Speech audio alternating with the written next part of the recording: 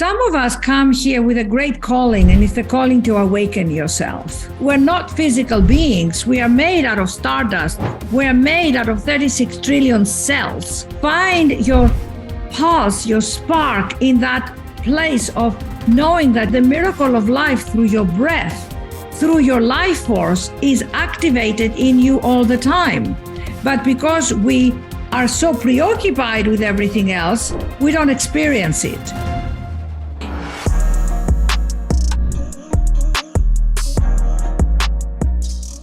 Hey there, Jeff Lerner here. Welcome to another episode of Unlock Your Potential. Today we got to have yet another conversation, amazing conversation with an amazing human being. Today I was joined by Agapi Stassinopoulos. What I discovered was a really, really wonderful, vibrant person. I was really pleased. Frankly, I didn't have to talk much. I asked her a few questions and she really carried most of the load of the conversation and just sharing really a beautiful expression of something that I think is much needed in the world, tearing down of this false or artificial wall between our spiritual selves and our practical selves, and really led me into a conversation about how to bring those two worlds together, the natural and the supernatural. We are spiritual beings having a physical, biological experience, not the other way around. At least that's what I believe. And I think that's deeply probably what most of us believe. All that to say, I'm grateful as always for your patronage of the show and for your time and attention.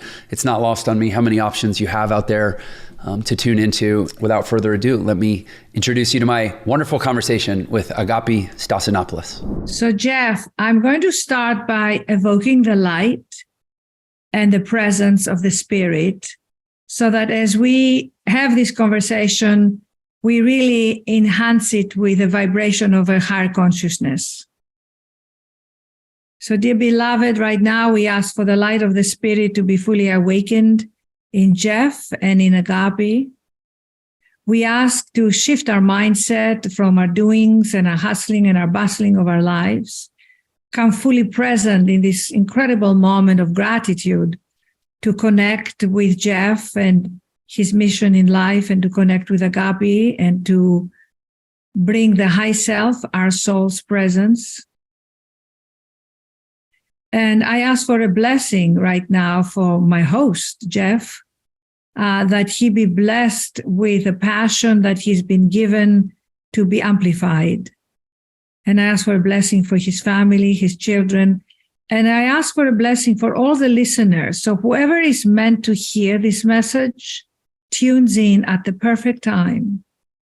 And in synchronicity and in God's divine timing, I ask that we open up the field of love, the field of kindness, the field of compassion, the field of tenderness, and to come into reverence of our life force. I'm very grateful for this moment, and I call myself forward in presence. Thank you. Agapi, thank you. I can honestly say that is the most tranquil beginning to any episode of my show that we've ever had, which means I am now entering into this episode in a very different state than I've ever entered into an episode before. And I'm grateful for that. I'm grateful for all things new, and we're going to consider this an experiment for me. I'm normally pretty wound up. So now I feel extremely, I guess the casual word would be chill. I feel very chill. So I love it. I love it. Well, you play jazz, don't you? I do. I was a professional jazz pianist for about 10 years. Well, if you play jazz, you know about being chill, right? Well, that is the kind of the typecast. Yeah. What we're after. But no, what I definitely know about is flow, being in a flow state and trying to really just be a vessel. Yes. And get my conscious mind, my neocortex out of the way, so to speak, yes. Right?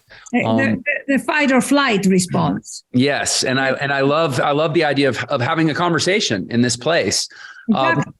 For anyone in the audience that doesn't know who you are, maybe we can take a step back. Obviously, you do this for yourself. You do this for groups. You do this for large gatherings. You are an invoker of spirit and an aligner of presence for people. Can you maybe give a little bit of context to the audience about kind of who you are, what you do, and how they might interact with you outside of this show? Yes. Well, I have a very human, interesting journey. I call it extremely human because I've gone through all the webs and valleys and peaks of life. And, born in Greece, I am an extremely extroverted human being. I am a triple extrovert because I'm not just extrovert, I'm a Greek extrovert. So I love people. I love connecting with people. I love being in a heartfelt state, because I don't know if you've been to Greece or the Mediterranean, they're very much about the heart, warmth and the connection. So, in terms of my background, I was educated in London, England as an actress at the Royal Academy of Dramatic Arts, very talented and very gifted, and lived in London after Athens, Greece, and went to Los Angeles to do a movie and starred in a movie. I was 22, actually, when I went to LA. The movie fell through, and I decided to cast caution to the wind, stay in LA and try my fortune. And I thought I was seeking, more to be a well-known actress, but what ended up happening is following a spiritual path of yoga and meditation. And at the age of 23, I had a spiritual awakening, which was profound and marked my life, actually. And I talk about this in my new book, as you mentioned before, Speaking with Spirit. And I speak about that in my previous books. And my path has been very much about finding a way to integrate my spirituality and my gifts and my expression in the world. So I have tremendous compassion for people who ask the question, well, what am I to do in the world? What is my purpose? How can I express my gifts? And how can I find my footing in the world? Because it took me years, although I knew the light and I knew my sense of self as a spiritual being, I didn't really know what to do with myself in the world. And as I found my Greek chutzpah, my confidence and my courage, I started to embark in creating my work. And instead of waiting for the world to give me permission to do Agapi, I found Agapi, and then I went, wow, now I know I can do anything I want. So it was very much the reverse of what people go after, doing things and then going for the inner journey. I went completely for the inner journey. And I ended up creating a one-woman show on the Greek goddesses, creating books about it, PBS specials. It became hugely successful. And then I ended up writing my story because I wanted people to know what happens when the world doesn't give you what you want. You then have to go find what it is you want and who you are and then create it. Does that make sense? Yeah, it does. And I'd like to kind of camp on that theme for a minute. You're talking about, I like two things I've really taken out of what you said. First of all, this idea of, the world not giving you what you want, which, to be clear, I think that in the absence of very, very great intention and very clear intention, the world is not going to give you what you want. The world is going to give you what it wants you to have. And that if that happens to be also what you want, that's just sheer coincidence. It's always going to be what the world wants you to have, unless you are create an intention around it being otherwise. But the other thing that I took from what you said is this inversion of, call it finding yourself, finding your connection, getting in touch with your spirituality as a precedent to the doing of your life's work. Exactly. As opposed to most people who spend the majority of their adulthood doing, and very often it's kind of almost like it's either a midlife crisis or it's an awareness of mortality that comes even later, where people often return to their spirituality. But you, for whatever reason, had the foresight to do it in reverse, or perhaps in the proper sequence.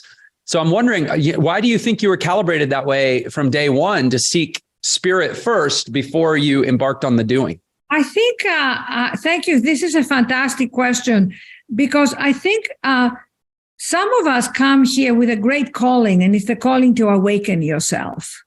And I don't know, and you can tell me, I don't think everybody has it in their heart. Maybe that we all have it deep down. We all want a sense of our heart, to know our heart. And if I ask, now that I have this book, Speaking with Spirit, which is all about partnering with God, and I'm going to define God in just right now. God is not a being. It is a state of consciousness available to all of us 24/7. And as you know, in the prayer before we started, I called myself forward, because I have the agape that operates in the new, what did you call it? In the mental state that is more of the doing state. You know, like today I was doing one thing from the next, and a lot of activities and emails and responses and booking appointments and Zooms. And then here I am now to talk with Jeff. So I have to shift from that doingness into the presence. So calling yourself forward in the presence, actually every moment you can, before a meeting, before dinner, before you're going to do a major decision, and coming into presence is a divine, incredible skill, Jeff, that we are not taught. It's very different from meditation, because meditation, you take time out and you go, I'm going to go into my room and close the door, and for 20 minutes, I'm going to meditate and struggle with my thoughts. Because I've never had anybody who says, oh, I meditated and I went into bliss. Or people who do it over and over again come into a place of peace. But I say, you're about to get in the shower, come into presence. You're about to talk to your kid. Take a moment, return to your breath, ask for the light, ask for the light. What is the light? The light is what we're made of. We're not physical beings. We are made out of stardust. We're made out of 36 trillion cells. So what I ask people is, find your pulse, your spark in that place of knowing that the miracle of life through your breath, through your life force, is activated in you all the time. But because we are so preoccupied with everything else, we don't experience it. So we go to retreats, or we read books, or we go into yoga retreats, or we go into seminars, or we have a life crisis, and you go, oh my God, I have to find what this is all about. And I say, right now, whoever is listening, right now, just stop. Stop from the story of you and come into the awe of you. Oh my God, I have 36 trillion cells. I am being breathed. I'm not even taking my breath. We can't take our breath. It is freely given to us. What is that about? So start from that place that starts to create a reverence, a humbleness. So when you ask me, how did I know? First of all, I was raised with a Greek mother who was devoted to spirit, not to religion. She trusted in life. She used to say to me and Ariana, trust that life is for you. Trust that life is for you.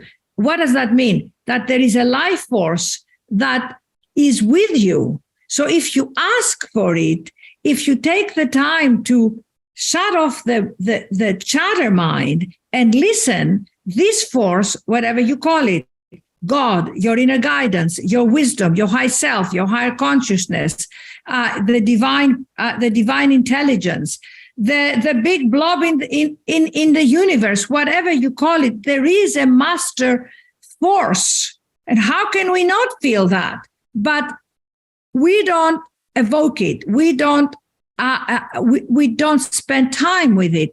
Therefore, we live in the three-dimensional consciousness that is confined. What happened to me is I was raised in this foundation of that principle. And as I said, I write for it in all my books, very clearly how I was raised.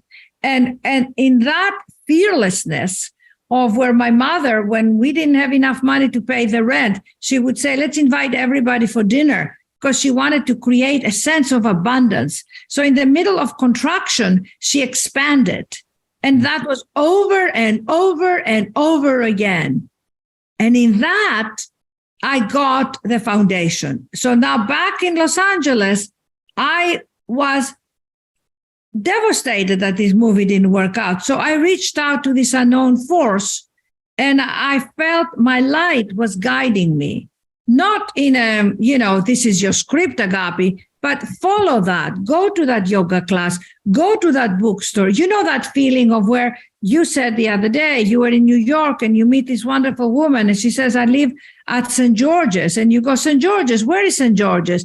Well, let's go there. It's sort of like life leads you. There is a tapestry. There is a chord. What do they call it in the Minotaur and the Labyrinth? The Greek myth. There is it's the chord of the where you're given the chord to come out of the labyrinth. It's the vein of direction. We all have it in us, and awakening to that, I must say, it's grace. I didn't make it happen. I did not, come up one morning and say, God, I need to know the light. I had it in the depths of my soul. Now, if you ask every human being, please describe to me an experience of where you knew you were connected to source, where you knew you were connected to the light or to God, or whatever you call it, as a child. Everybody has an experience. And now I'm asking you, Jeff, do you remember a time in your life that you felt connected, fully connected to source, or the mystery of life, or something magical, or something that it was like the wind or the breeze, and you said, oh, I'm not alone? Yeah, my life has been this extended sequence of seemingly cosmic, call them, quote, coincidences that are not at all coincidental. Because for a very long time now, I've been essentially, I've given up on the illusion of control in my own life. And I really just focus on growth and openness, and it leads exactly where it's supposed to go. So I'm fully on board with what you're describing. And I think I've been blessed to experience that through a decent chunk of my adult life, which, to be fair, was preceded by a larger chunk of my childhood and adult life where I was wrestling for control, right, and consistently failing in so doing. But I'm curious, I'd like to kind of pull apart some of what you said. You talked about one of the right when you started speaking, one of the first things you said was that you weren't sure if everyone has that sense of a calling, or maybe it's, and you sort of implied maybe it's buried so deep for some that they're just not in touch with it, but that it's probably in there. And I'd like to dig into that because, you're blessed to have a clear sense that you are called and that you have responded and now you are led. I have that same sense too, but not everybody does. Can I just repeat that? You are called, you responded, and now you're led. Oh my God, that is, you are called, you responded, and now you're led. Many are called, but they say, I'm too busy making money and surviving. I'll be back to you later. Right. Yeah. And I have experienced back. well, and I've experienced the bliss of answering the call. Right. And so have you. Many have not. And like you say, some because they have not responded to the call, and others because I would suggest their life is perhaps too noisy or too chaotic and they can't hear the phone ringing. Like they're being called and they just aren't hearing it. My God, that's so. And so for your question of is everyone called? Does everyone have this calling? I believe they do. And this is a big part of what we teach inside of my platform mantra is that, one of the things we say is that, it's a Mark Twain quote that the two most important days in a man's life are the day that he's born and the day that he figures out why. Yes. And we're all, what we're really supporting people in is seeking out, discovering and responding to that second day, the day you figure out why. Yes. Why you're here. And so I believe that every person has that. But I'm curious, your take on, is there a point, are there some people who are simply too preoccupied with lower order needs You know, if we think of the hierarchy of human needs, right, where we need, first of all, we need air and food and water, and then we need, you know, security and shelter, and then we have emotional needs and psychological needs, and then at the highest level, according to the hierarchy, then we have spiritual needs, right? Yes. And do you think that there's a large group of people out there who are simply too preoccupied with the lower order needs, that it's not practical to be sort of open in this way? Or do you think that that's actually what's missing, and that it's a fallacy to think that, hey, I'm too worried about money, I'm too worried about even food or shelter, or call it the basics. And then in fact, if they would listen to the higher call or be open to it, it would help sort out some of the lower level needs.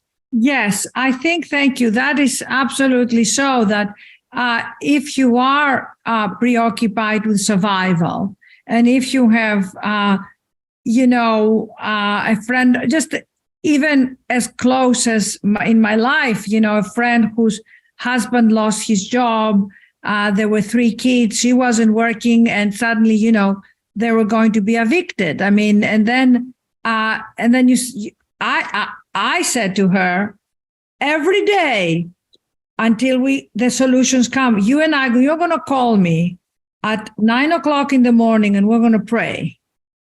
And she was so locked in fear and paralyzed of this fear of not knowing what's going to happen. And we started to unlock her fear into her spirit, her divine guidance, into trusting. And I have to tell you, Jeff, I witnessed a miracle. That this woman, who, I'm giving you a very specific example, was on the verge of being evicted and not knowing what she was going to do with the 3 kids, one of them being 9 months old. Suddenly, the help that came from so many people. You know that movie at Christmas with Jon Stewart? Is it? No, is it? With Jimmy Stewart? It's a Wonderful Life? It's a Wonderful Life. Right. He doesn't have to pay the loan at the bank, and everybody comes. What is that? That's all about spirit. Mm-hmm. That's all about spirit opening up. And the universe, which is, and the help of other people. So many people, and there is this wonderful woman whom you should also meet, called Shelley Tarkovsky, who has the Pandemic of Love, raised millions of dollars. It's on a one-on-one help with people. So she puts it, it's national, and now it's become international. And they help people on one-on-one. So you go and say,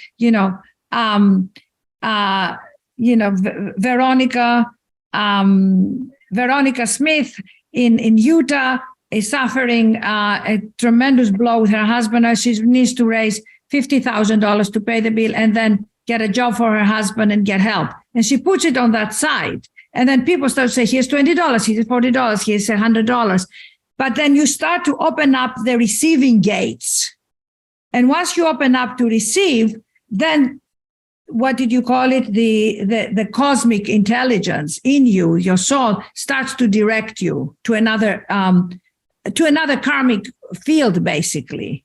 So that's why we need people like you and me and the rest of the people who can actually bring that awareness specifically. Now, there are people who might not be open to that at all.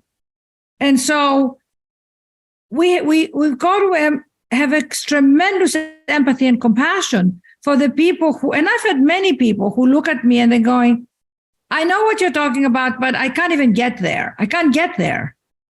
And my heart aches for those people, because I say, all you have to do is come to a moment of presence in your heart, be there, just be there.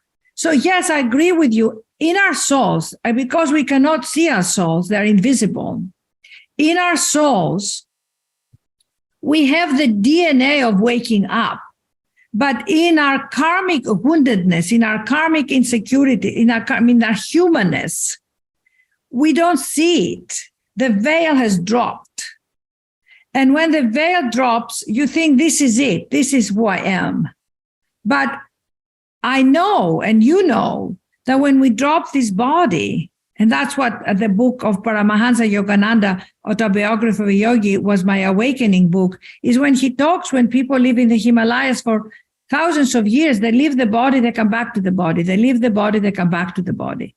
So that reality that we exist beyond this physical world is something that a lot of people are terrified about. Mm-hmm. You know, and whether you're rich or poor, because let me just say that I have met, my mother used to call it the poverty of the rich people. You billionaires and millionaires, and you and I know how some of them are fucking up our world right now. I won't say names, but you know that because you've made billions, or you've made inventions and creations, doesn't mean a thing that you're more enlightened, more compassionate, more loving. And you meet people, and let's go back to the saints, you know, St. Francis from Assisi, who had nothing and who was completely connected to the spirit. So the spirit has nothing to do with the materiality and the success. Now, you get connected to the spirit, and then all sorts of amazing, miraculous, magical things can start to happen because you are now a co-creator with that energy. Mm-hmm. So the magic starts to happen, you know. But my passion is, if people don't get it mentally, you got to get to their heart. So what I speak about, and what I wrote about in Speaking with Spirit, is go to your heart. Who do you love? That's where God is. That's where love is. That's where spirit is. And if you have pain in your heart because you're feeling powerless, let the pain out, let the tears out, and then the spirit will come and comfort you. I wrote this book during the pandemic. I was devastated during the pandemic. I was lonely. I was separate. I felt devastated that, you know, I couldn't see my friends. I didn't know what was going to happen. I felt exiled and locked down. I don't know where you were, but my experience was really hard. And because of this book, I was given the incredible gift of listening to the spirit and going deeper and going quiet and coming to presence. And spirit comforted me. And just said, just be with me. Just hold on to me, and we'll go through this together. It was like going through the storm.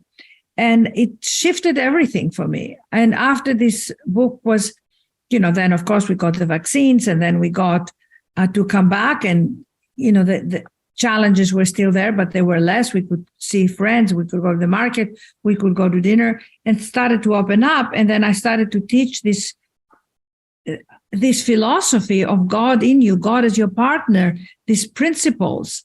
And it was visceral. It was visceral because it was like my skin. You know, I wasn't speaking from my head. I was speaking completely from experience. And I'm looking for this amazing quote from St. Augustine, which I have to find. It's my favorite quote. And it basically says, men travel all over the world to the mountains and the seas to explore the lands, and they forget to really look inside and explore themselves. Mm-hmm. And you know, that's what it really is all about. And I have tremendous respect for people who, you know, dive in and create amazing things and find solutions through science and through neuroscience. And this, to me, this spirituality and sense of our spirit and our soul is as scientific as anything. Because who are you? I mean, it's a question of when you look in the mirror and you go, my God, who made the eyes but the spirit? Who made this being? It's extraordinary. Yeah, I'm reading a book right now. Are you familiar with Sir Ian McGilchrist? Are you familiar with him? No, he sounds Irish. He's Scottish. Well, he lives in Isle of Skye.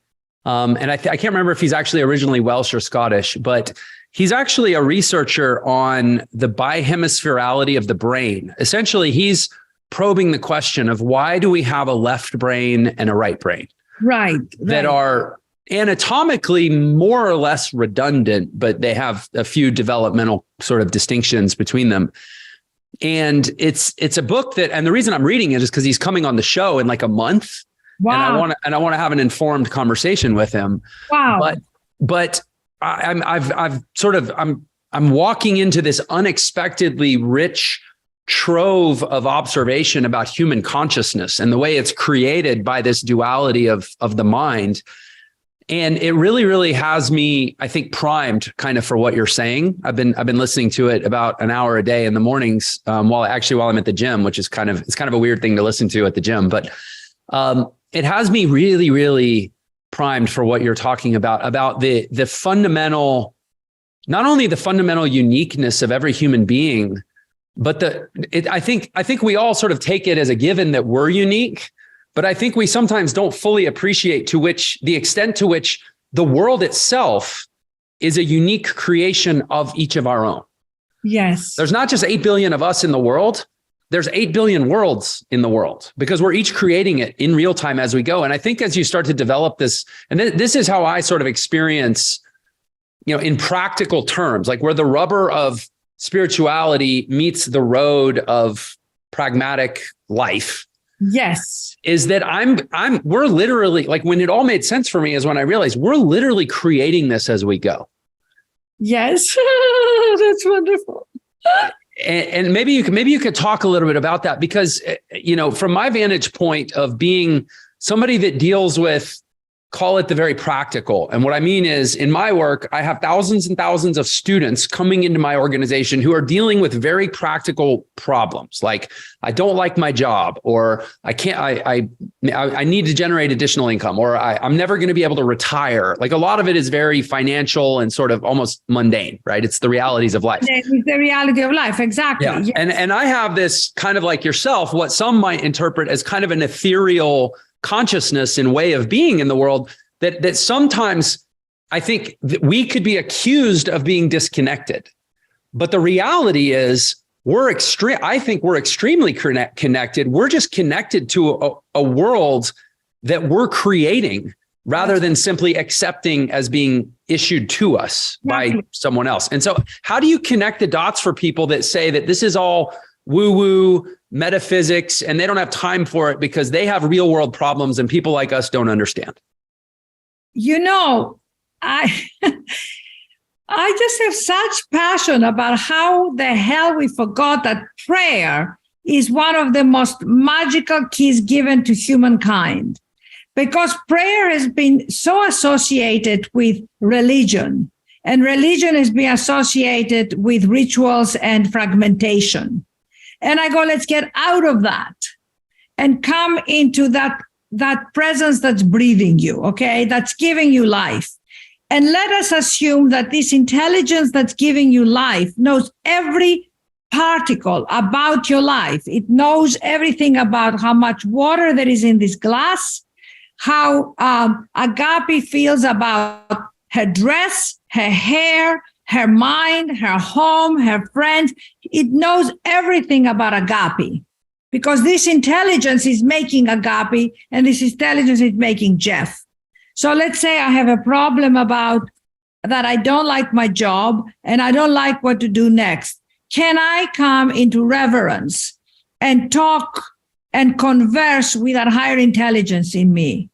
And that's what people call God or prayer. And the way to do it is to just actually, in spirituality and in psychology, they call it where you open up your cognitive behavior. So you then open up and you ask that part of your brain, of your intelligence, and you come to your humanness and you say, beloved. I call it beloved because I do feel that in our souls we are beloved. Now, people might not be relating to the beloved.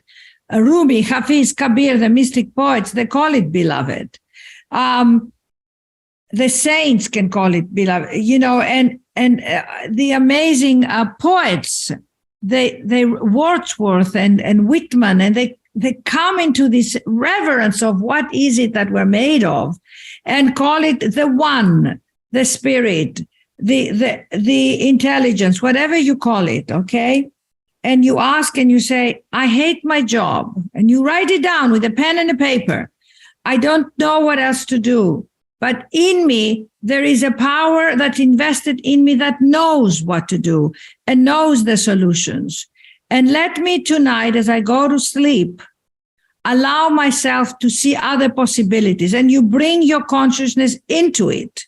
And you alchemize the metals and the gold into gold. You alchemize the lower nature into the gold of who you are. It takes discipline, work, and willingness. And then you listen. And then you listen. And suddenly your voice, or you have a dream, comes in and says, beloved, have you thought about reaching out to so-and-so? Have you thought of learning this skill? Have you thought of bringing more compassion to your job that you have now? Have you thought of this or that? The consciousness starts to give you creative solutions. Your mind opens up, your neural pathways open up, and you start to see other possibilities because you have asked that part of you to embrace you and to give you this. Does it make sense? Yeah, it totally does. It does for me. I think the challenge, like you say, is I think a lot of the ways that, and I'll use perhaps a silly term here, but a lot of the ways that I think you could say that, call it the devil works, is she artificially dichotomizes things for us as human beings. So things become either or, right? And I believe that, call it source energy, universal intelligence is very much in a place of and, right? It's this and that, not this or that. But I think we have this tendency to artificially bifurcate things into, like it's binary thinking, right? And that things are either practical or they are metaphysical.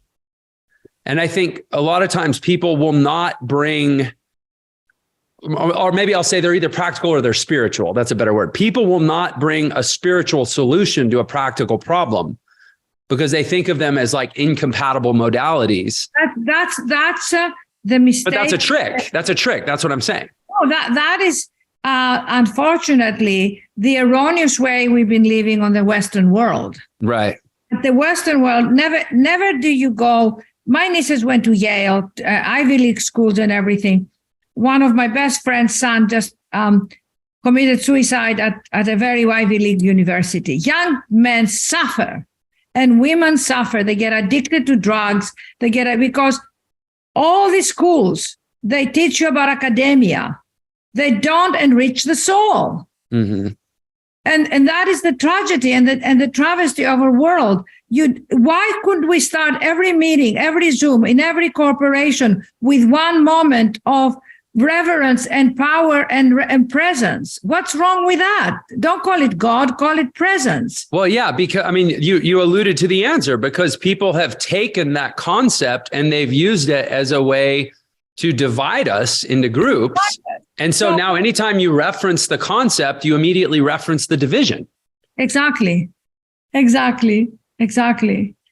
so right now, it doesn't matter, maybe out of your podcast, there'll be a dozen people who will listen to Agapi and to Jeff in this conversation of merging so beautifully. You said it. My God, you are so eloquent.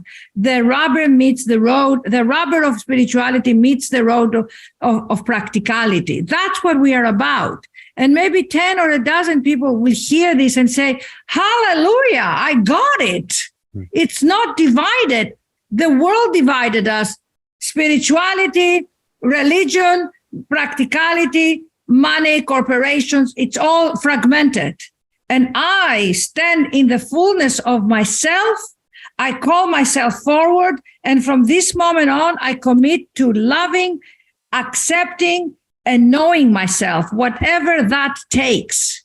Right? I keep my journal, I keep my prayers, I keep my inspirational books, whatever that is. That you just mentioned one, Speaking with Spirit. Hundreds and thousands of people have been writing me letters saying, I keep this book by my bedside. And my God, I just open it on a prayer. I read it loud and boom, the world opens up. Because the soul, I infused this book with spirit and soul because that's where I wrote it from. Now, you can have an awakening and an aha moment in a second if you ask for it. So I think we are tapping into something very, very powerful, and I'm so grateful because I want to reach out to the people who say, I don't know how to make this work because I'm struggling with my finances, and finances is one of the biggest things in this world where people really find conflict, and let's spiritualize the money, and there are many wonderful teachers out there who also teach us about all that, the spiritual solutions to practical world and everything. Don't you think, Jeff? Yeah, I'm really glad you said that. The spiritualization of money. I'm always, whenever I do an episode of this show, obviously I'm blessed. I get to have amazing conversations with amazing people, and that's wonderful. That's fun for me. I'd do it all day if I could. But I want the show to be more than just that, more than just Jeff meeting cool people, right? And every episode I'm looking for what is the piece, what is the puzzle piece from this episode that we're going to use to assemble the larger solution to the question of unlocking human potential, which is really what the show's about, right? And I'm going to suggest that we might be touching on it right now, the spiritualization of money. Because I know that in my life, when I had a very sort of I'll call it like a hyper masculine or maybe not even masculine, very left brain. Yes. Sort of narrow relationship with money as like a project to chip away at, it seemed to run away from me. And in my late 20s, I was, my audience knows I was $500,000 in debt and in all kinds of financial trouble and really struggling. And a shift happened for me in my late 20s and early 30s, largely because I was exposed to some new influences where, and this is I've never used this term, but essentially what you just described is what happened. Mm-hmm. Money went from being a sort of a hard practical thing that I was wrestling with to being a spiritual thing that I sort of settled into or allowed myself to be enveloped in a consciousness around. And that may sound kind of nondescript for people, but basically I stopped looking at money as something that was so empirical, and I started looking at it as something that was energetic. Yes. And without beating my chest, I will simply say, I don't have to worry about money anymore. Like, this is very real, and people want to make it not real. They want to make it airy-fairy and almost denigrate the kinds of conversations we're having. If you're listening to my show, trying to solve very specific money problems, thinking these two don't relate, I'm going to suggest, at least for me, the reason I don't have money problems anymore is exactly because of this conversation. It's because I spiritualized it. So can you talk more about what that really means? It means that when money is exchange of energy. That's all. It's a man-made thing, like time. It really is. It's how Marx talks about it. It's how you package up the quantitative units of human production into things that can be exchanged. And you look at a certain value, you look at certain paintings, for example, and they say, this painting, which is these lines over there of this incredible artist sold for $10 million. And you look at a kid who did maybe very similar thing. So it's like where we put value in this world is like, it's man-made. And fine, if you abide by that, if you are in that world, that's fine. And the same thing with clothes, I'll give you a very human example. Zara, the shop Zara? Of course. So I bought this amazing jacket from Zara. I nearly wore it today. I wear it for my webinars. And my sister has a very similar jacket by a very well-known designer. I think it's Carolina, no, I think it's Oscar de la Renta or Chanel. I think it's Chanel. Hers cost $2,500. Mine cost $99. And I'm very proud of it because I wear it and people say, "Oh my God, this jacket is amazing. Is it Chanel? Is it I said, "No, it's Zara. It's $99." I'm so happy. I feel it's a luxury item, or it isn't. But again, the value we place, it's how you feel about it. And that's a very human female thing that I'm sharing with your audience, just for all of you to know that I'm terribly human and very, very real in this sense. And my mother, as I said, when she didn't have money, she always taught us money is always there. And she had that belief. Mm-hmm. And she created money out of nothing. I mean, it was kind of amazing. I mean, she really managed to manifest money and create exactly what she wanted to give to her daughters. Money, a lack of money or money struggles has a lot to do with our inner value. We attach value and money and worthiness. When you change your alchemical beliefs about yourself and you say, I'm worthy to receive, I'm worthy, that money is not about grabbing it and holding on to it, that it's really about, it's a consciousness. And you spiritualize by basically changing your mindset about money and looking at it from a place of it's not a material thing, it's an energy thing. And sometimes, and I've struggled with money, and I've struggled with times that I didn't have money, and I struggled with times that I would do so many things and not being paid for, how we all do pro bono things. Mm-hmm. And there were times where I was asked to do things and paid for. So you kind of find your way and you say, what do I need, first of all, to live in my physical world? I mean, you can start making budgets and then you put your intention there and you start to create. And that's a lot to do with your intention. And there are hundreds and hundreds of exercises and beliefs and how you change your beliefs, how you look at the beliefs of your parents, how you look at the judgments about money. I mean, I've done many seminars and courses where money was part of it, how you let go of this money is dirty and the beliefs, you can't be spiritual and rich and all that garbage. Yeah. Write down all your negative beliefs about money and burn them and say, from this moment on, this is one of my favorite phrases, Jeff, I'm teaching you. I give my concern over money to the spirit within and I go free. And I do that all the time. I say, I have a relationship that's struggling. I give over the relationship with this person to the spirit within. Write that down, everybody, if you're listening. And I go free. What the human spirit wants more than anything is freedom, a sense of freedom, a sense of knowing that you are valued and matter no matter what, a sense of loving. Every human being ultimately wants to know that they are good and loving in their heart. And you, my friends who are listening here, I'm sure are amazing people that the world needs more of. Because if you look at the horrificness of what's going on in the news, I get on my knees and I thank God for my blessed life and to be able to bring this message and to be able to enjoy my health and my family and such amazing people like you today that I'm meeting. So I feel very blessed and I'm more than happy to share the blessings with everybody. Please send me an email at agapi@unbindingtheheart.com. And all I can say is that go love someone right now more than you've loved them before. Call your parents, call your children, call your friends, call somebody that you had separation with and say, hi, life is too short. I love you. I love you with all my heart. Go in the mirror and look at yourself and take 1 minute and just say, I love you. I love you. I love you, Agapi. How on earth did I become an Agapi?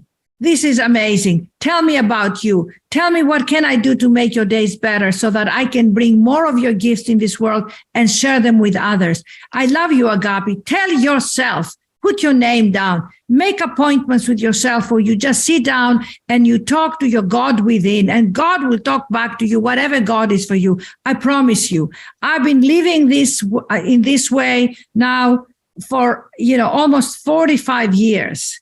I didn't learn it by books. I learned it by Agapi's experience. That's what I've poured in my book, Speaking with Spirit. Buy this book, keep it by your bedside.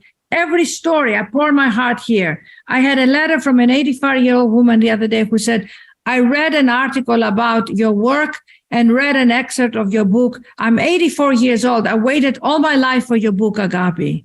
It has blessed me and opened my spirit. So I'm passing this on to you because it is the truth of who we are.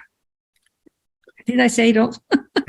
No, thank you. Thank you. I love the way you captured that concept, the spiritualization of money. And I'll just share from personal experience that when you start to understand money as energy, two things happen. One is that it sort of deobfuscates what you would have to feel like to be in a position to receive more of it. Because when you understand it, when it's non-energetic, when it's something that's very discrete and more tangible, it can be more confusing. It's like a puzzle you can't solve. But when you understand that it's energy, we can all relate to energy. We are energy, right? Energy. And you understand that it's something you can align with and naturally receive more of. And so two things happen. One, you'll get more of it, but even perhaps more importantly, you'll have less stress and anxiety around it, which I think those two are interlinked. So I just want to encourage everybody to really be open-minded to what you just shared in terms of an exercise to basically dialogue with yourself in the mirror around money and around your challenges, and really encourage people to be open-minded and actually try that. I think we hear a lot of stuff like that, but like how many of us actually go into our bathroom, look in the mirror and actually do it? And I want to encourage people to do it. A wonderful, very successful man the other day, actually ended up doing a podcast with him, and he was very moved. And, on his way back to his home, we had dinner together. And I said to him, I just want to tell you something. I want you to look in the mirror and let the being in the mirror look back at you. And just take a moment of this gaze of the soul. Your soul is right here in your eyes. But I said, most of us look in the mirror and, we women and go, oh my God, my wrinkles or my hair or my lipstick. And men just shave quickly and they think of 100 things. I said, take 1 minute and let the gaze look back and let that soul look back to you and thank you for who you are and what you do. Just thank yourself every day for 1 minute. He said to me, it's changed his life. He said, I'm tranquil. I am at peace and my heart is bursting open. Because the bottom line of this whole conversation, my friends, is that we do not take time to slow down, go deeper, and be with ourselves.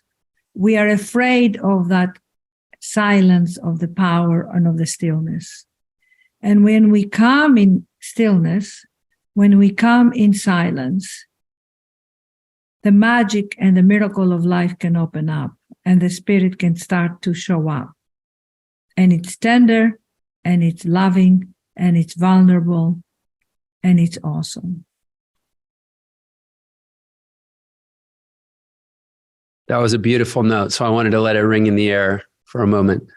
How can the world come get more Agapi? Where can they find you?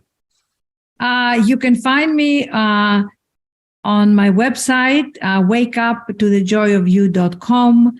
You can find me on Instagram, Agapi Sees, where I put very inspirational messages. You can find me through my books, Speaking with Spirit, 52 Prayers to Guide, Inspire, and Uplift You. And all my other books are on Amazon and all the websites. You can find me by sending me an email at Agapi at Unbinding the Heart, and I'll send you 12 of my guided meditations. You can find me on Audible and listen to me while you're driving or before you go to sleep or while you're at the gym and listen to my books. And just find me because it's wonderful to connect. And now I'd like to read your prayer. May I? Of course. Thank you. And I love connecting with people. I respond to all my emails. And I'm going to read you a fabulous prayer that has to do with time, because we all struggle with a sense of time and timelessness. And this is the chapter 50 in my book that says how we all feel there is no time and that time is running out. So, dear beloved, I feel the pressure and the panic of time going by. I feel that I don't even have time to have a moment with you. Inside my head, I hear these words all the time. I don't have enough time. There's no time. Where did the time go? My heart longs to experience a sense of timelessness, to be above time, to know that in the constraints of my mind and the physical world, I can still attune to the universal clock that has a rhythm, a pace, like the river of life that flows and knows its direction. I ask now that I may open my mind to know the timelessness of my existence. In the midst of my doings, my actions, my to-do lists, and all the demands of my life, I ask that I move into the rhythm that the universe has so brilliantly and intelligently constructed. Just as the planets turn on the axis in their own time, may I become connected to the divine timing of my life. Like my cells, my 36 trillion cells that are making me right now, they have their own life force in constant motion, yet never hectic. I ask that I too tap into the source of knowing that as I slow down, I'll move into the perfect pace of my life, exhaling, taking a deep breath, and I exhale the inner pressure that I put on myself. I exhale the overwhelming feelings that deplete me, the uncertainty, the lack of trust. I exhale the judgments. I exhale the not knowing. I come present in the trust. And I ask that the peace that reigns over all things be reinstated in me right now. I breathe it in. I call it forward. And I allow it to supersede my thoughts and emotions and overtake me as I become more of an observer and less of a warrior. I'm grateful for allowing this in my life. I'm grateful to know that my heart has softened, that there is another way.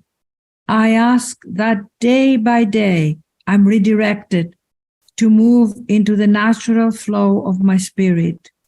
I see it for me, and what a joy and what a happiness it is to live my earthly life as a free human being with my heart open, knowing my life is worth everything. And I receive this amazing gift, the gift of my life. Thank you. If you loved that episode, then you're definitely going to love this one. Check it out. You're doing ridiculous stuff because you're human. Your experience was completely legitimate. You see, we all feel that about ourselves, that there's something wrong with us. So it makes it entirely normal to know that you're not normal.